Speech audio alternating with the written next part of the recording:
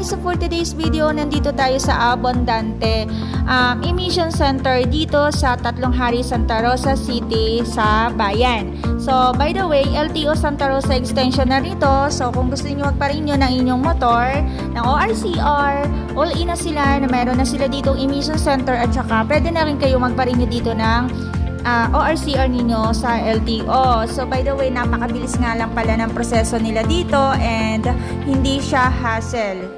So pagpunta nyo dito, i-accommodate nila kagad kayo and sa totoo lang, mas mabilis pa sa 5 minutes yung kanilang proseso dito. Tapos na emission center mo at the same time yung inyong renewal. By the way nga pala, second anniversary nilang this coming August 8, 2024. So, ito yung inyong pwedeng mapanalunan grand prize.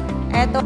So, first prize ay Honda Click version 3 2023 model. Yung nakikita nyong kulay maroon. Ang second prize ay aircon. Third prize ay washing machine. At meron pa silang mga consolations prizes.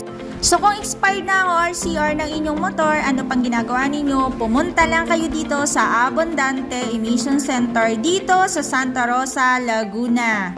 Ngayon ko lamang na nakita ng malapitan ang Honda Click kulay maroon na to at ang ganda pala niya guys. Kaya naman ako ay naparenew nang wala sa oras at thank you pala sa manager na si Sir Dante kasi ang bilis ko lamang na-renew ang aking ORCR. Grabe, nasikaso talaga nila ako. At ito nga, pagkatapos mong magbayad, bibigyan kanila ng stub.